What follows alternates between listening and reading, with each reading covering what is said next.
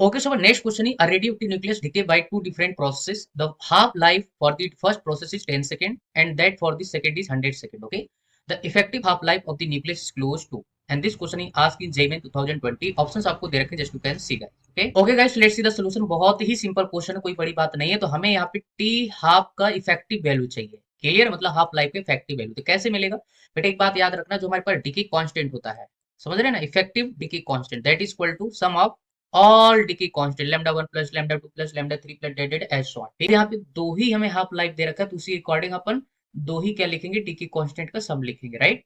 अच्छा, अब यहाँ पे हम फार्मूला लगाएंगे कौन सा, टी हाफ इक्वल टू हमारे पास होता है L N two divided by lambda. तो हमारे पास लैम्डा की वैल्यू कितनी आ जाएगी, L N two divided by T half.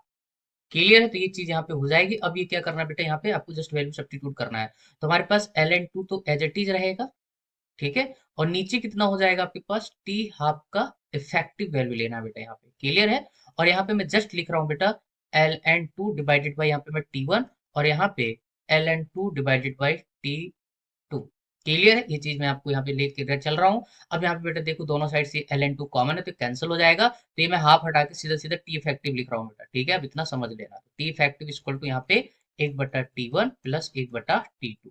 Clear है, क्लियर है। अब इसको अपन जब सॉल्व करेंगे, एलसीएम वगैरह लेंगे, तो हमारे पास जो टी इफेक्टिव आएगा बेटा, वो कितना हो जाएगा, T one T two divided by T one plus T two. ये तो वैसे ही हो गया, जब दो रेजिस्टेंस आपके पैरेलल में जुड़े होते हैं तो उनका इफेक्टिव रेजिस्टेंस कितना आता है, R one R two divided by R one plus R two. तो ये भी वैसे ही कुछ आ रहा है बेटा, T one T two divided by T one plus T to.